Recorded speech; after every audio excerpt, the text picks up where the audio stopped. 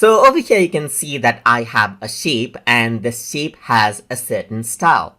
And if you want to go ahead and change that style, then you can go around under the edit menu and then you can click on edit style right here.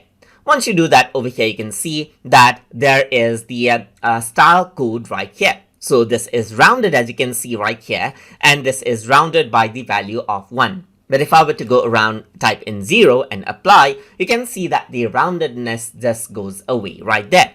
You can go around over here onto, let's say, style right here, and you can edit it all in code. So you can go to edit and go to edit style, and you can see that this is the size right here. The arc size is 42 right here. So I'm just going to go around and turn on the roundedness right here and change the arc size to, let's say, 10 right here.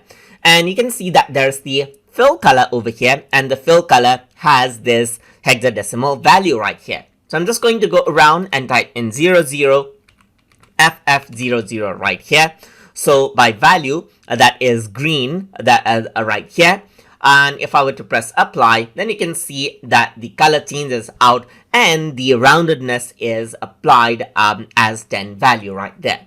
And that is how you can go around and use the edit style feature to edit the style by code inside of diagrams.net. So hope you guys learned something as always. And as always, please like, comment, share, and subscribe.